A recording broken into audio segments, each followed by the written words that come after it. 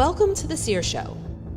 Join us as we dive into the dynamic world of health, wellness, mindset, and fitness with the unparalleled guidance of lifelong knowledge seekers, Sifu Rafael and Nikki Gangemi.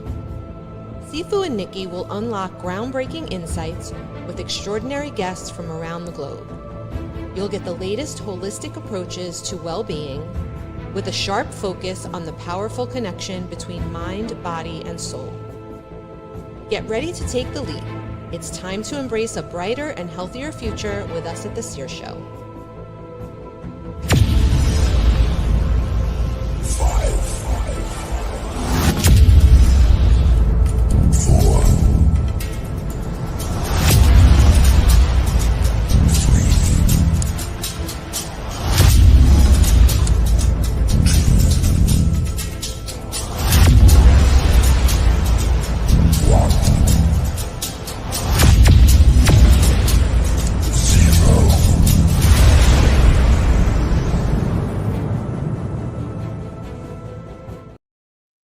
Good morning, Nikki. How are you today?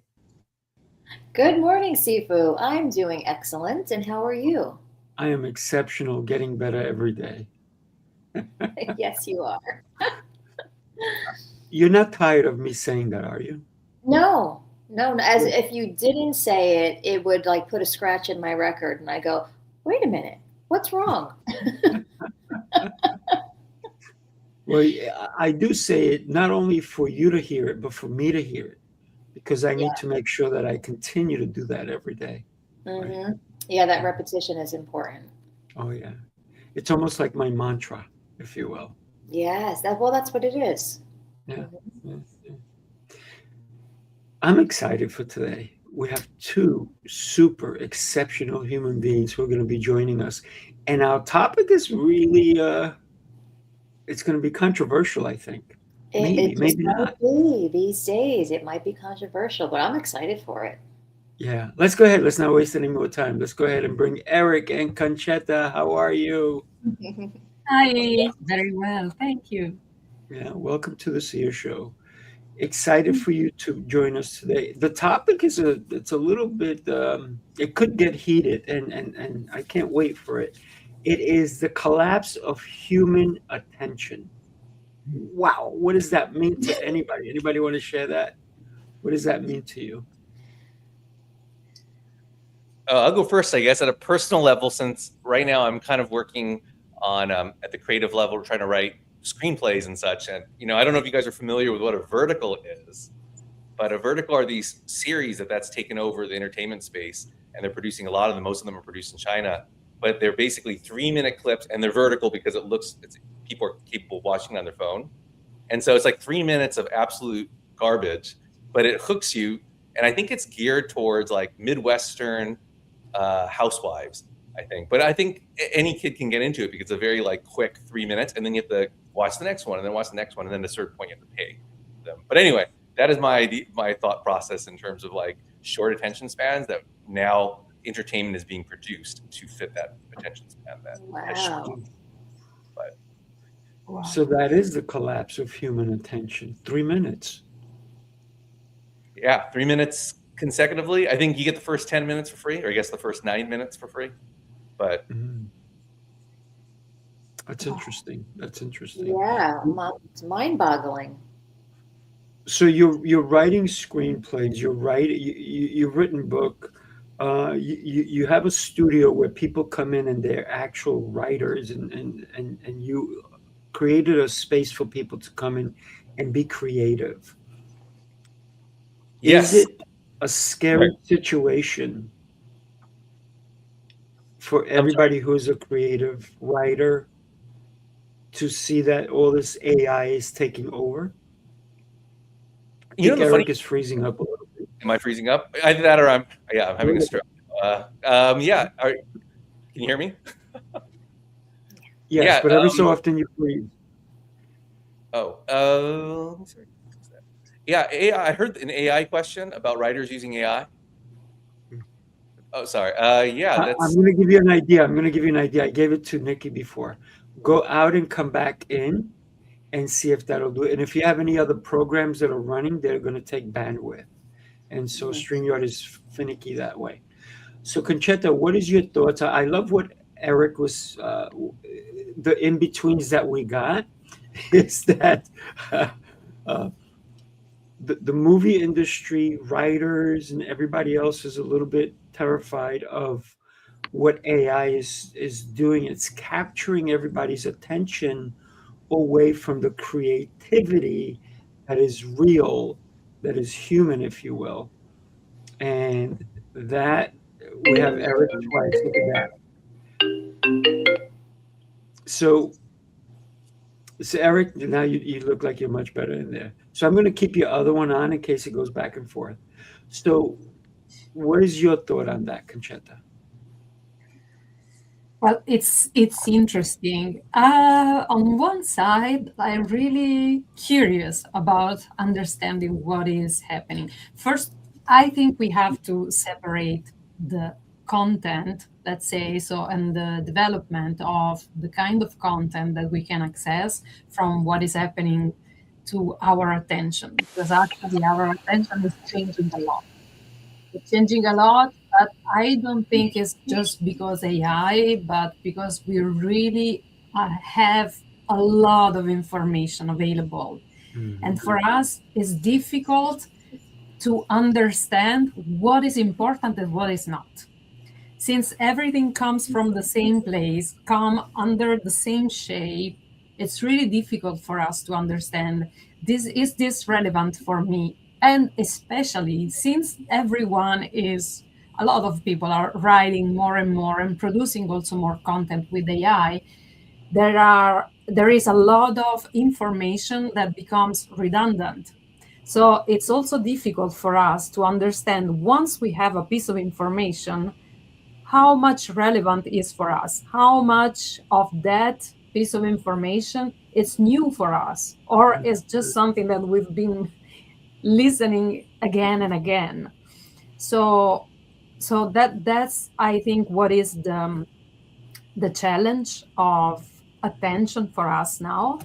And of course, the content is changing and it's also adapting. And I think that it's both for human produced and also AI produced. AI, of course, can produce even more information.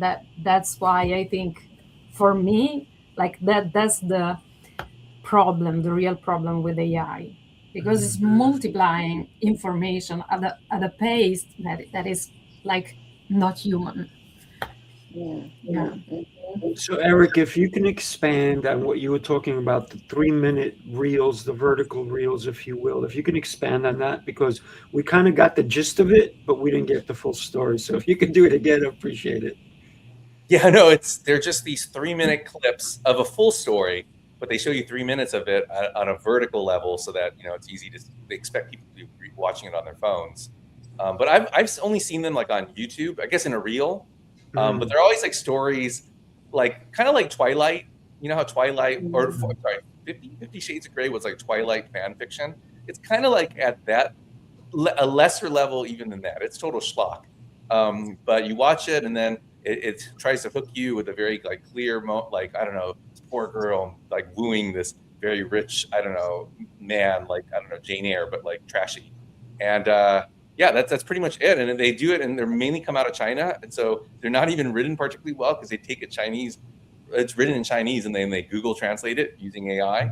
So like, but it's funny because that is a lot of the industry now. I know a lot of like actors who are just trying to break in, and people who've worked in the industry for like 10, 15 years, but that's where the money is now. And it sucks because that's kind of what they're gearing content towards. Like, I know even Netflix has like a rule. This is kind of on a different subject, but Netflix kind of has this thing now where they tell their writers, like, you need to repeat the plot and like at least 3 or 4 times during the movie, which writers would never learn because you don't want redundancy, right? But they're telling them that because they're like, yeah, but people are on their phones most when they're watching them Netflix, so they got to repeat for them, And I think that shows that.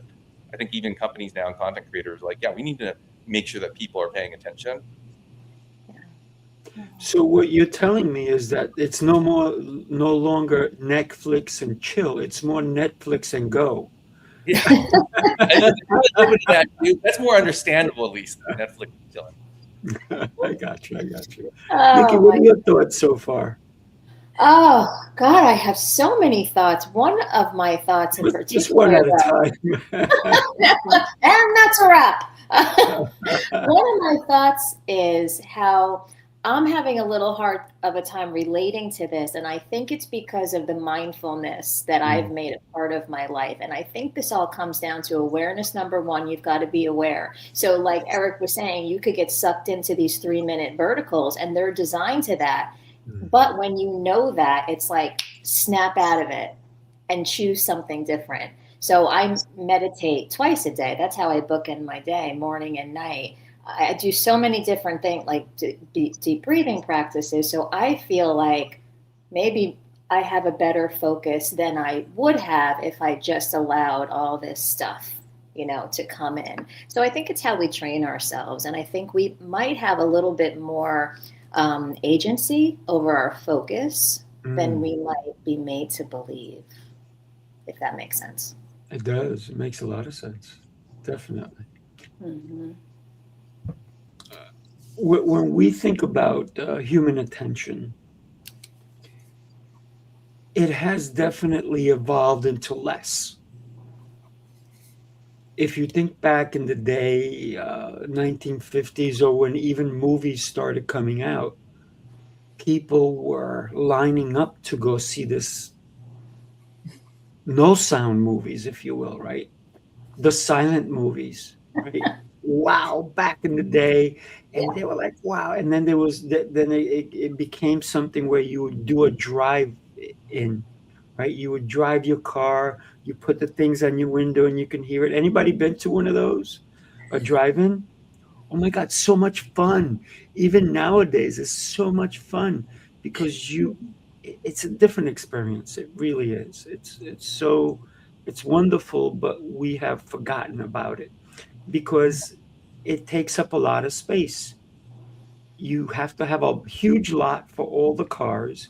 You have to have this big screen and you have to have all this wiring coming through for the speakers to come in and be clicked into your window so you can. Or now there are a few theaters still now that you can put your car to a certain station, right? So there's different ways of handling it, but they're very rare now.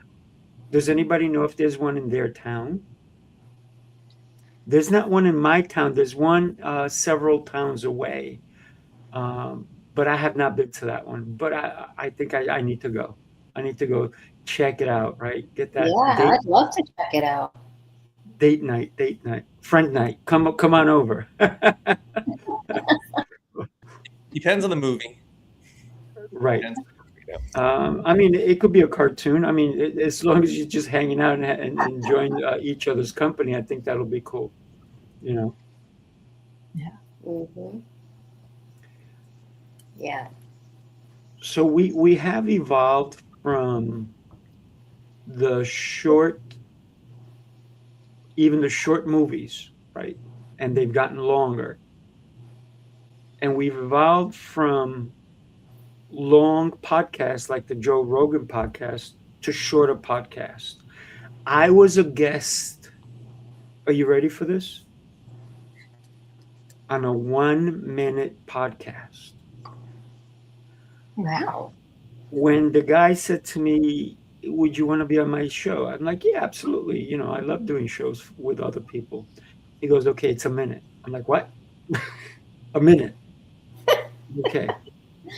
So he asked me one question and I had like 38 seconds to answer it. And it was done. I was like, wow, that was interesting. And then I had somebody else ask me for a 3-minute podcast show. And I was like, okay, so I guess I get 2 questions. That one never went through, but the 1-minute one, that was interesting. But I don't think that there is any content or context to that show for me, right? Because you don't get to know the person who answered that question. You don't get to know the little details.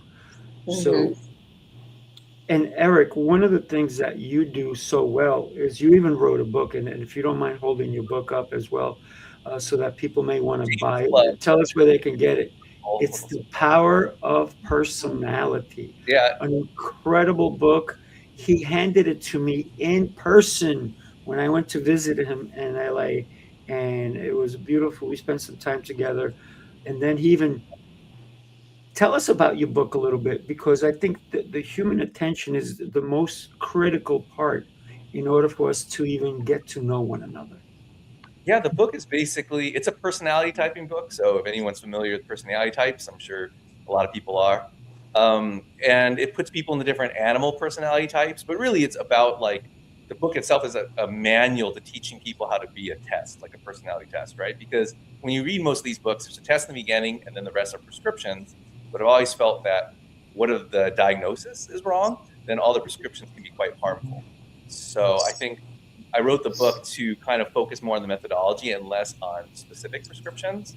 And I hope that people take the time to understand the people around them better, because the idea of the book is not to put people in boxes, but it's just to constantly get more information about the people around you.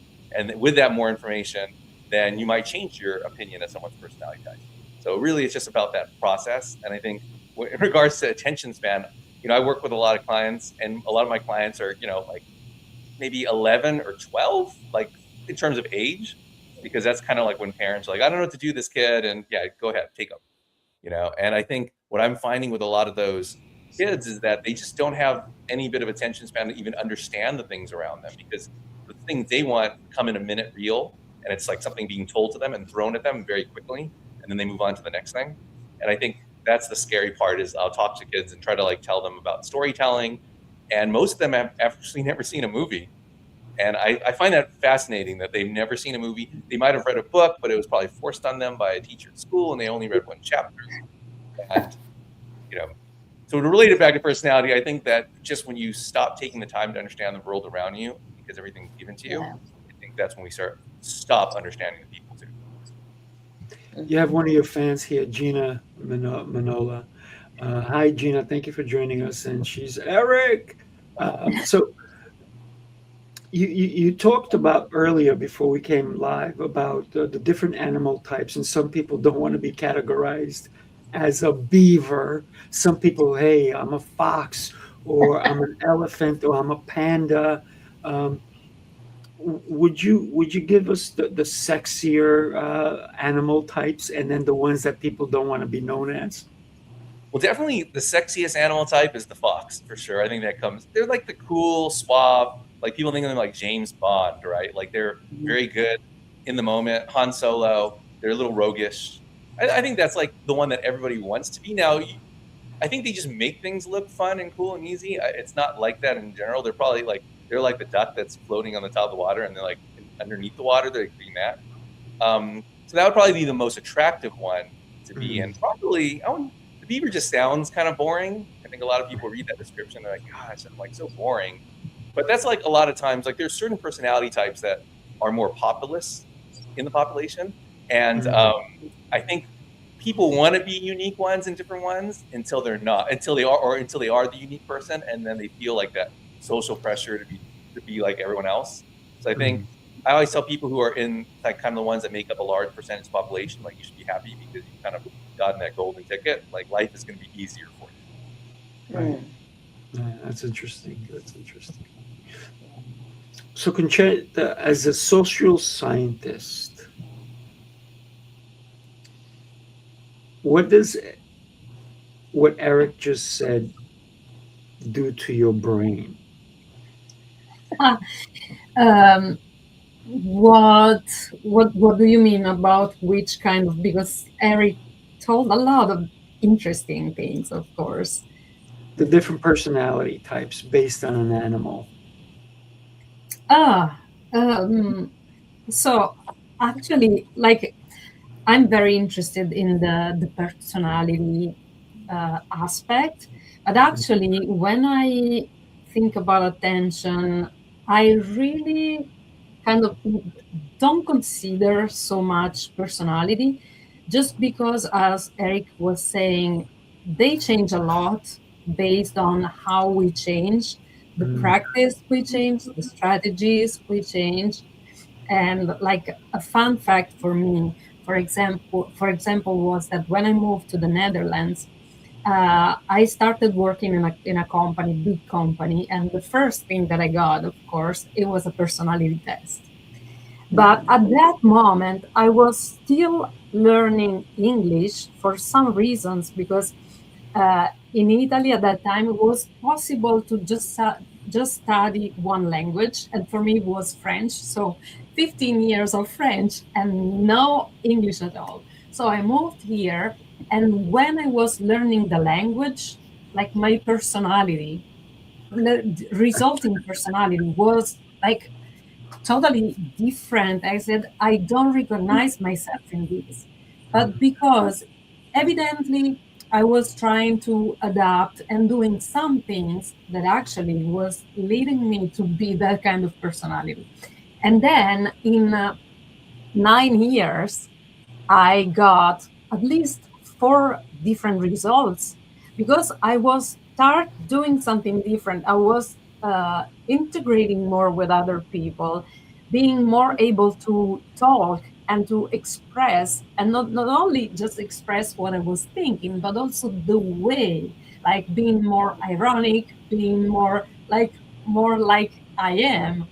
So it is really interesting, but it's something that really changed a lot. And I appreciate really like also the fact that Eric said we want something that is a bit more dynamic, instead of saying, yeah, that's it and that's it forever.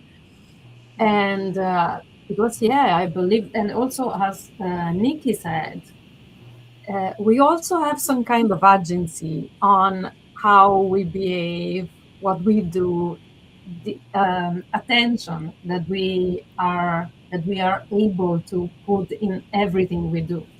So it's interesting. It's very interesting. Yeah. No doubt. I love that you shared with us that you felt a little bit different when you went to a different country because the language made you feel different. And that's the environment change, right? The Yeah. acclimation, if you will, took you some time for you to start to feel yourself again. And Yeah. I guess you can even see that in the wild, right? If you take an animal and you take it from its environment and you put it somewhere else, which is totally different, it's going to start looking around. It's going to maybe go in a corner, um, but until it takes time for it to adapt, right? How long would you say it took you to adapt? Because it's a new language, new people, new environment, new foods, even, right? Yeah, actually, there are a lot of differences that are also invisible. That it takes still a lot of time for me to understand like a different culture. Like in Italy, we do something like also small thing. For example, when you're walking down the street and there is a car passing by, they always stop and let you pass, like cross the street. Always, always. And I've been living in Rome for almost 20 years, and there no one will stop. No one. Even it's crazy. You have to really, really be super, super like alert. And I got so used to that that I still have to get used to this fact that you are supposed to cross the street, because otherwise that person is like wasting their own time, because you are supposed Yeah. to go first.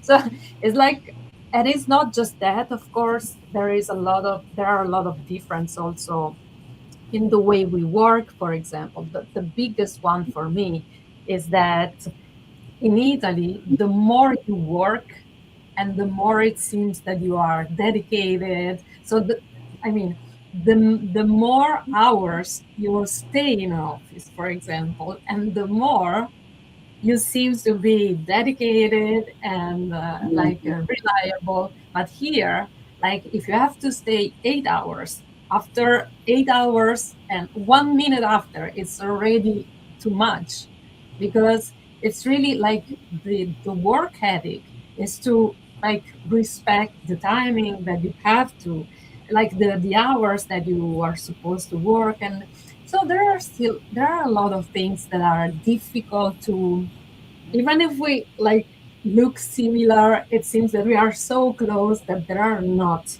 differences, but actually there are. So it's nice. It's very fascinating. Yeah. It sounds like Rome is very much like New York, where nobody stops. And also, not only do they not stop, they actually on purpose try to hit you with their car. But, that's different. Yeah, I've gotten that impression when I've gone to New York. But here's the thing that I appreciate you telling us the differences, because what I'm seeing is that they respect each other more than Yeah. in most places. So there's that respect for human life. There's that respect that, hey, you know what? You worked 8 hours. That's it. Go home, be with your family, enjoy your life, because work is great, but you have to be happy in order to be more productive. So I think happiness equals more productivity. And in so many countries, it's the other way around.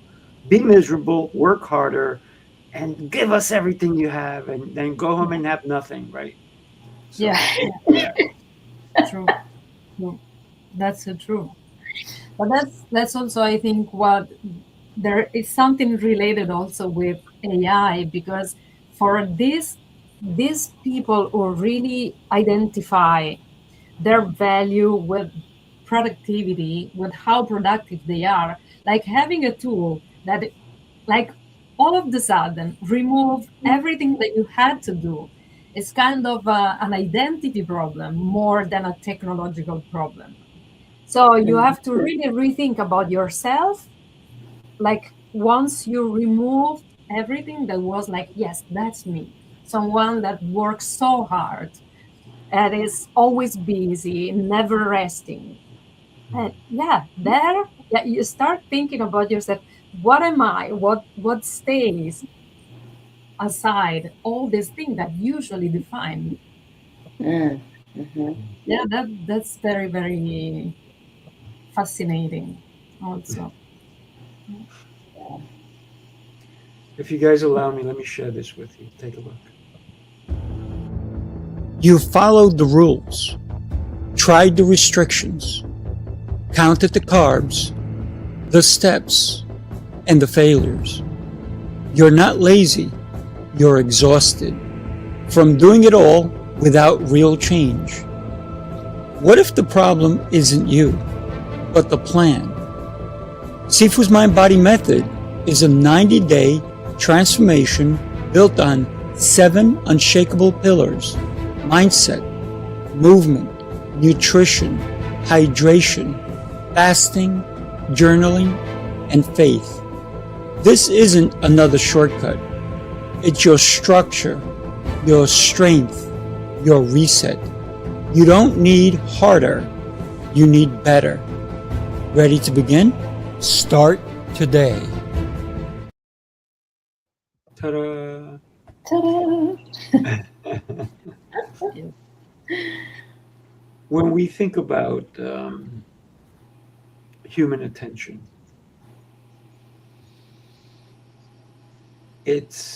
I believe a lot of people are now looking at how can we make it so that we grab their attention, because now it's harder. Mhm. Eric, you mentioned that the kids that you work with have never seen a movie. I have camps for kids, and we actually show them a movie. And then we act on it. So we have fun with it, right? So we do a lot of different things. So I have these 5 to 12-year-olds coming in, and they're watching a movie. They're sitting there together. And then sometimes even after the movie, I'll pause it, they'll dance. So they're active, they're doing all these things. But I think the attention span of adults has become the same attention span of a 2-year-old. I love that.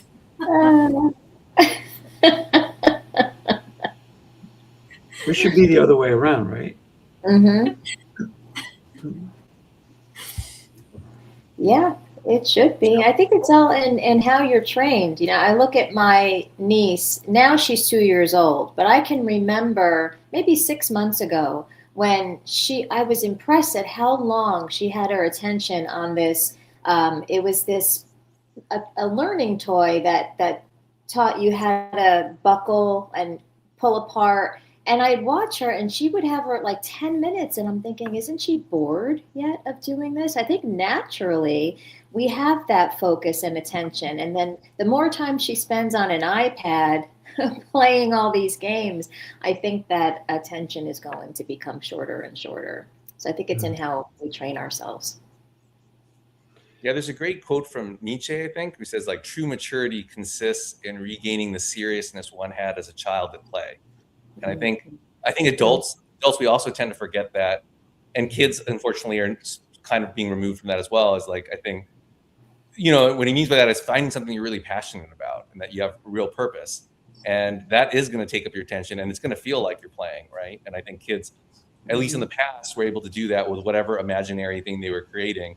But now, since they're being force-fed stuff and everything is just so available and they don't have to work for it as much, then it becomes less of a passion and more of just a sensation, like a momentary, like, oh, I see a cat jumping off a cliff or whatever, you know, or I see a mukbang and people just shoving food in their mouths. And I think adults are like that too, as you mentioned, Rafael. Like adults, we also maybe lose passion for life. We kind of don't have a purpose. So we kind of just like, even if we're at work, we're just looking at the TikTok or the latest YouTube reel.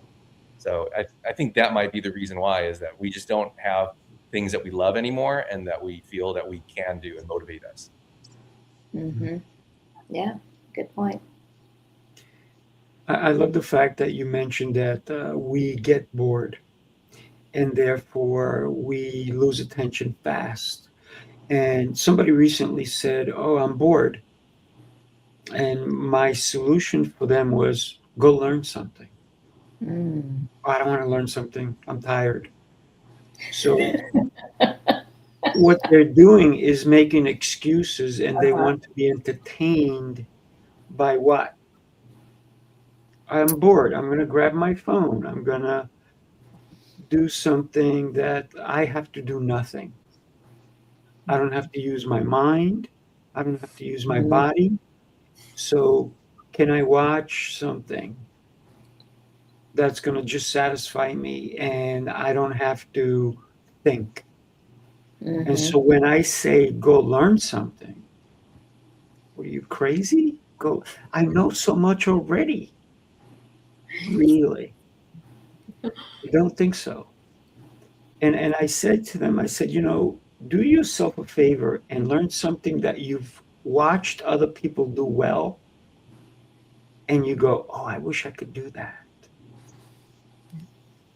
And no, you will no longer be bored. Mm-hmm. So boredom comes from the capacity of staying where you are. Yeah. And when we can expand that, I'm never bored. By the way, I am a kid. I am the one that looks at something and I'm like, oh yeah, how do you take this apart? How is this going to work? For me, that's what excites me. That's what really does it for me. How do I understand something? So for me, it's always, how can I learn something? And then how can I understand it better? So I am that kid. I'm that Toys R Us kid. If anybody doesn't know what Toys R Us is, I know they closed a bunch, but they recently opened up a new one a couple of years away from me. And they closed them all in the US, but now there's one that opened up and supposedly it was a big success. I didn't go to it yet, but my heart is there. Mm-hmm. Yes, beautiful. I have to say also that like boredom especially for young people, is also something that actually they don't know how to be curious. And when you're not familiar with an emotion, with a strategy in general, they never had to be curious because they have everything. You get curious when you don't have stuff, so you have to figure out. I remember that I probably never had a toy when I was young, when I was a child, and I just like keep drawing it, thinking that I had it. And I'm convinced that I've been having that toy, but I don't even know if it's true. Because I've been super curious about stuff because I didn't have so much. But now they always have already the answer. They always have already everything. So they don't have to develop the curiosity as a strategy to deal with things because they don't need it. So when they are bored, actually, they don't know which kind of resources they have to go and pick because that should be curiosity or enthusiasm, but they don't have it. And that's kind of, and as also Nikki said, maybe it's something that we can learn and something that you can like try to activate and then let them know, let them experience actually what curiosity is, so that when you're bored, you know what to do. Otherwise, it's very difficult to get, because you can get bored also of learning. You can get bored of everything. Mm-hmm. It's Yeah, partly the curiosity. or Go ahead, Eric. the education system focuses so much on information and like feeding facts to kids and then having them regurgitate. But now it's this technology makes all those facts and information available that it's easy for kids now. So all they're not really told like have to be creative or be ingenuous or express ingenuity. And I think that's causing that whole problem, right? Is that kids aren't really pushed in a way that they used to be. Mm-hmm. So, being that you just mentioned that, Eric, you work with kids and kids who haven't seen movies. Do you show them movies? Do you say, look at what you can explore, or do you have them do writing things so that they can become more creative? Because I think creativity is what stops boredom, right? How do you handle kids who are not connected? And when I say that, is because I work with kids all the time as well. And I work with autistic kids as well. I have a 25-year-old that I work with. He comes in, he doesn't want to talk to me. He wants to look at his phone. That's his engagement. He thinks he's like, "Hi, Sifu, how are you?" And then he just gets on his phone. I'm like, "Wait a minute. So let's do this. Let's do that. Let's do that." Okay. And then he's like this. He's looking down. And so I'm always, and then every so often, I'll put him on an exercise bike. So he'll get on the bike, he'll put on his phone, but he's got the mind of a 2-year-old, so he is engaging in cartoons or something of that nature. And every so often he will look up at me and he'll go, and I'll go, "Great job, keep going," or I'll engage with him. But how do we help someone who is not autistic? Because he will be trapped in that world of, and he goes anywhere from 2 to 12. Mm-hmm. Right. Was that a question at me? Sorry. Yes, sir. Yes, sir. Because you work with kids too. Oh right? yeah, I do. I am a kid myself, as you mentioned. You're a kid. Yeah, I always, like working with kids, I think is simple and complex, right? Because I think we were all kids one day, but we sometimes forget that. So I always just try to think, what would I think, or how would I think then, and put it in its perspective. And I think the kids I work with, they want fun, they want to learn. It's just that they're not really being shown a way, right? They're just being told, oh, you're getting rewarded for doing well in school by remembering these things. So like, why would they ever have to read a story unless it was for like homework or a grade or a book report? And when they're told, it's just to like remember facts in the book versus like actually enjoying the idea of like growth in a story. So yeah, when I start with them, they might not have ever seen a movie before, but we watch them and I'll pause like every like 10 seconds or something, which is a little frustrating, I think. But I can show them like Star Wars. I mean, most of them haven't even seen Star Wars, and I'll pause it and say, "What does this mean? What does this mean?" And it's really just helping them engage at that level, because they're probably just not used to it. But it doesn't mean they're not capable of doing it. I think it's just like almost slowing down the world for them, and that really does help quite a bit. Nice. Mhm. You made me think of going to the movies. There's such an incredible experience going to a movie theater, sitting down, maybe even getting some popcorn, and just sitting back and enjoying a movie, right? I've been to all kinds of movie theaters. I've been at world premieres. I've sat with celebrities at a world premiere, at red carpet events. And it doesn't matter if the movie was terrible or if the movie was amazing. Mm. The feeling I get, I am the biggest kid. I saw the world premiere of E.T. before, like 3 weeks before anybody was able to see it in the public, right? So I am dating myself, yeah. E.T. I was able to see movies with a bunch of different celebrities, and it was their world premiere before other people were able to see it. It didn't matter to me that the celebrities were sitting around me. I was enjoying the movie. And then some of the people that were in the movie were sitting in the audience with me. So that was kind of cool, right? But then I was able to talk to them and engage with them and ask them questions and all these things. But it doesn't matter, because a lot of times, for example, my fiance does not like going to the movies. So every so often I will go to the movies by myself Mm.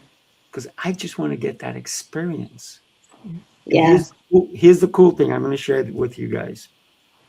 She recently said, "Hey, the Elvis Presley movie's coming out. Do you want to go see it?" I'm like, yes, yes.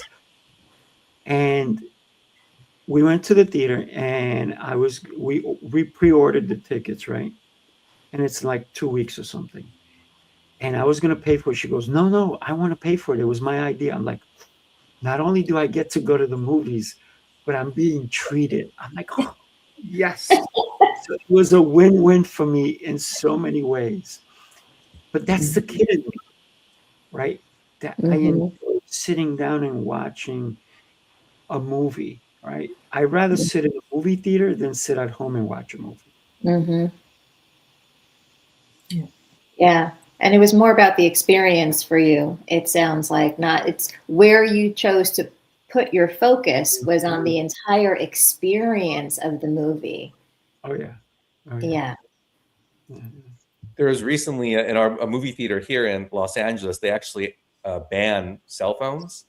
So they actually, yeah. I mean, I know they tell you, like most theaters will tell you politely, please put away your cell phone. But this is a movie theater owned by Quentin Tarantino, and we all know Quentin Tarantino loves and takes it very seriously. So then, yeah, there's footage. I guess I saw it on a YouTube reel or something. Footage of a guy actually getting kicked out by the cops because he had taken his phone out during it was a double feature, and I think during the first feature he had his phone on and he was looking at it. So people obviously complained for the second feature. Yeah, they brought him out. The cops came in and they just pulled him out of there. Wow. That's called serious.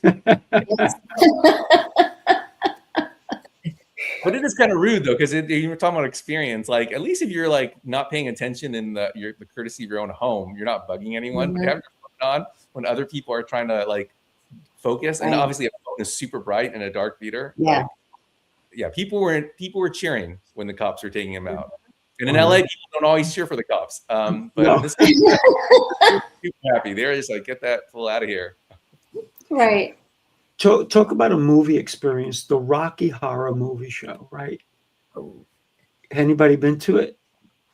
Where the audience is very active. They bring all these things, and at certain times they're throwing popcorn, they're throwing things. So it's a very active movie. Mm. And it's this crazy, crazy movie, but it became almost like a cult. And whenever they had it, they knew the movie theater said, oh, we got to clean up afterwards. We can't have one show after the other, because people came in knowing that there was going to be a mess afterwards, because it was fun. People were doing things. They were throwing popcorn on purpose. And it wasn't just one person. It was everybody. So everybody was engaged. Everybody knew that this was going to happen. And they brought different things to do it. And the Rocky movie, Rocky Horror Movie Show. If you've never experienced it, and if they ever have it in any theater near you, even if you don't bring the stuff to throw, you need to go to experience it.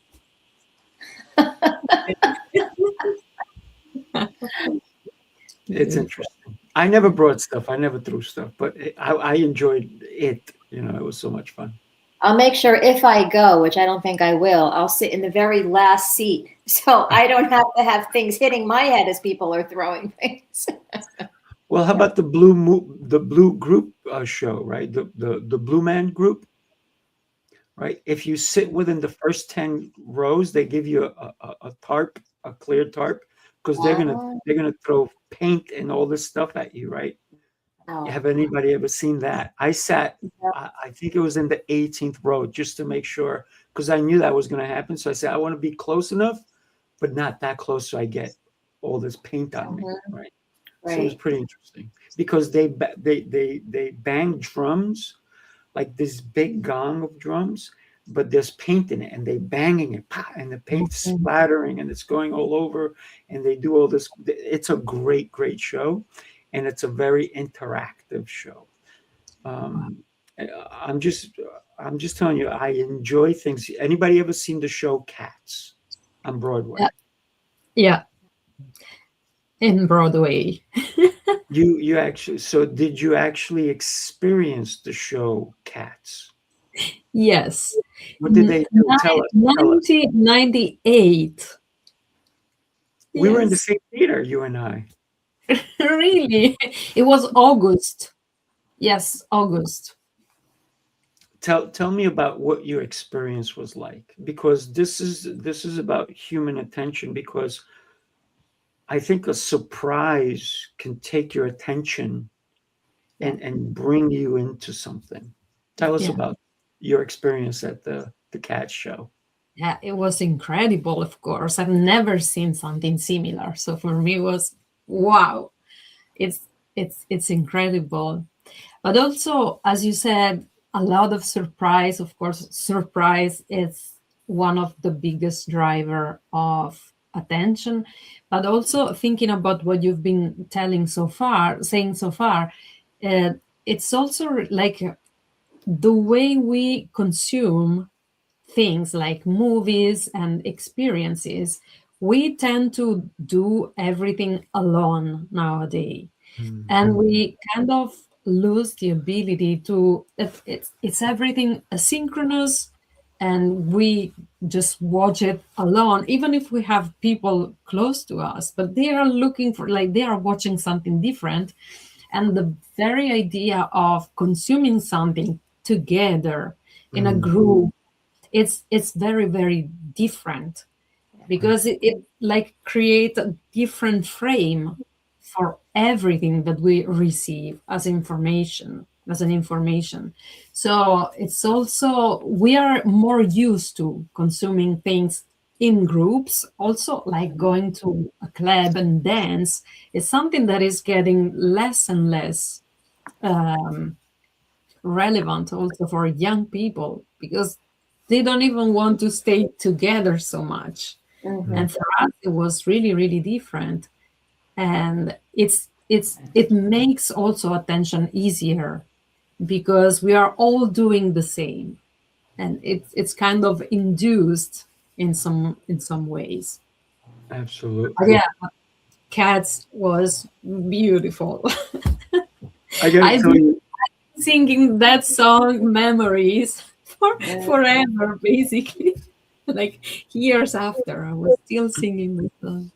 the beauty about that is that if you think about cats, they're up in, if you had a cat, they'd be up in your bookshelf, it'd be running across your screen, it'd be in the back, it'd be on your head, it'd be everywhere, right?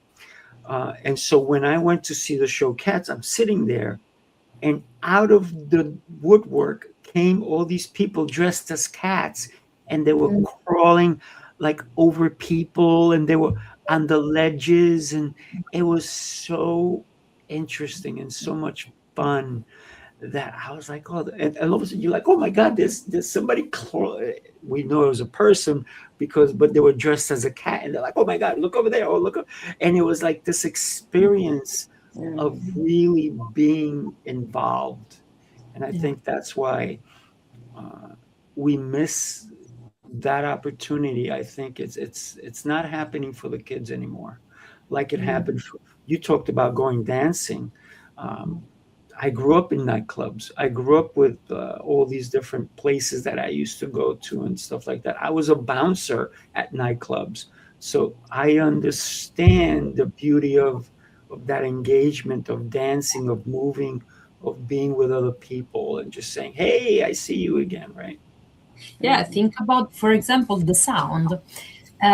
When you go to a club, you experience the sound not just with your ears, but also with your body, because you feel actually, like especially the lower frequencies, you experience it on your body, and you can feel that. It's like a physical experience. And now we are not even used to anymore, because we are always used to hear, like listen to any sound and music with earphones or headphones, and you are missing a huge part of experiencing sound. That's sad, I think. Yeah. And most reels, they even have, like, everyone always uses captions, right, on the reels, because they expect to not even be listening to it. They just expect us to be looking at it on mute. Right. Exactly. Yeah. Well, before we go, let me share this with you guys so you can listen. The city never sleeps, and neither do the dreamers who build its pulse. From every corner of the globe they come.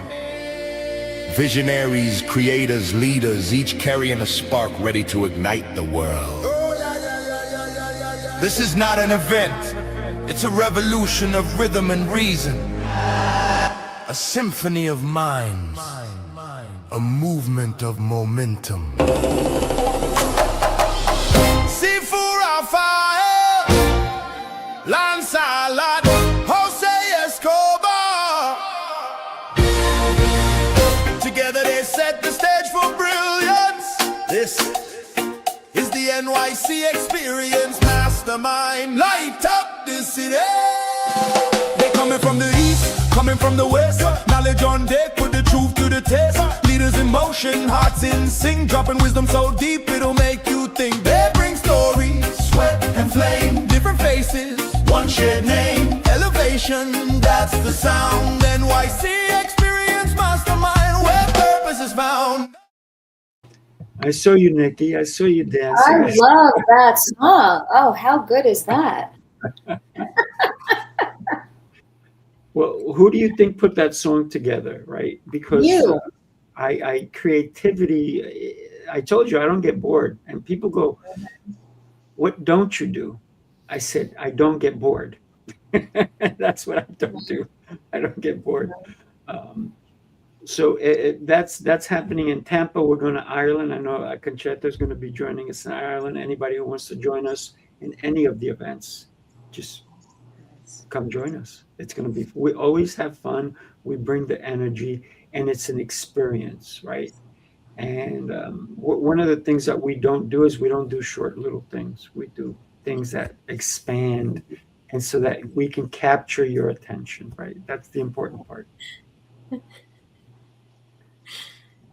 Before we go, and I know we ran over, I'd love for everybody to share about a minute. Not only, I'm going to give you 2 minutes, because if you have time, Nikki, we can do it, because I don't have another show. Normally I have to run because I have another show. I have a 10 o'clock. Yeah, so I'll be 10 o'clock. So we'll make it quick, right?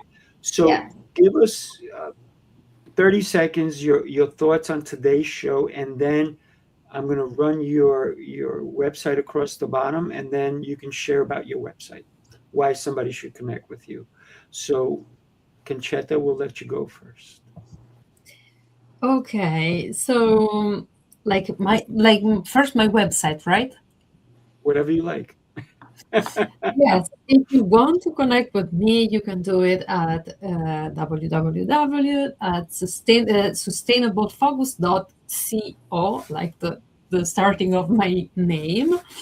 And yeah, what I do, if you are interested, of course, in the attention and focus, I help people train attention and focus because, as Nikki said, we have a lot of agency on this. It's not that we have to just stay there and wait for everything that happens around us. We can build that agency. We can train that agency so that we can really enjoy, because I always think that attention is the way you create your world. You decide what is part of your world, what you want to experience. And basically it's really what exists in your life is what you pay attention to. So I think that it's worth thinking about it, especially now that we are like really, really under attack because it's too much information. Yes. Awesome. Thank you. And tell us what you thought of the show. What was your biggest takeaway today? I love the show because, like, having more people, it really makes you feel it's a conversation. I really like the vibe. Also having Eric here, that brings also a very different perspective on attention applied. So it's really nice. It's really interesting to understand also from the production what happens, and also working with children. It's beautiful. And also talking together, we always learn something that we don't know, and we don't know a lot of things. So you really realize how much things you still have to know when you talk with people. Absolutely. It was Thank you. beautiful. Thank you, Concetta. Thank you. Eric, you're up, buddy. Yeah, just if you want to find out your personality type, visit me on utopiaproject.com. There's an assessment there, and that's Youtopia, like YouTube, like YOU. Because I do think that, speaking on agency again, when you first start a story, the most important thing that everyone needs to know within the protagonist or the antagonist is who are they? And once you know who they are, then you know what they want. And I think what you want is where that agency starts, but I think you need to know who you are first. So I think finding your personality type, especially people who feel a little different, hopefully maybe taking the test and figuring out what animal type you are will help you kind of connect with maybe what you've been feeling more in your life, and maybe less about the external factors that people are telling you what you should be. Awesome. What was your thoughts on the show today? What was your takeaway? No, it was a lot of fun, especially since I'm still waking up, but it's like around 7 now where I'm at. I'm getting there. Yeah, I enjoyed listening to everyone talk, and it was great, and putting up with the random stuff that I would say. That is probably number one. So it had a lot. Perfect. Thank you, buddy. Nikki, you are my dear. Yes, and I'm Nikki Gangemi. You can connect with me. My website is my name, nikkigangemi.com. And I have a helpful tool that helps you to calm down the noise and the mental chaos so that you can focus. You can be more intentional about where you want to focus and make the decisions that are going to support your goals. And it's my Calm method. You can download it for free on my website. Love it. What was your thoughts on today's show, Nikki? Well, very interesting. I love the topic. And what I think I got out of it, and hopefully our listeners did too, is that you do have agency. I'll use that word instead of control, that you are in charge of how you choose to look at things. You could go to look at it as I'm going to go see a movie, or you can look at it like Sifu, that I'm going to have an experience. So we get to shape our experiences with what we choose to focus on. Yeah, love it. I'm Sifu Rafael. Do me a favor, connect with everyone here. Such incredible human beings. I am blessed to know you all. My takeaway from the show is you need to live in the moment. You need to experience life. And thank you all for sharing that with me. And as you can tell, I love experiences. And if you want to connect with me, it's easy, really easy. sifurafael.com. And I have so many different ways that we can get together Let's have a conversation. That's all I ask, right? A conversation goes a long way. And thank you, everybody. Really thrilled that you made it here with us. And if you know somebody needs to hear the message today, share this show with someone. All right, everybody. God bless. Have a Great day. beautiful rest of your day. Take care, everybody. Thank you.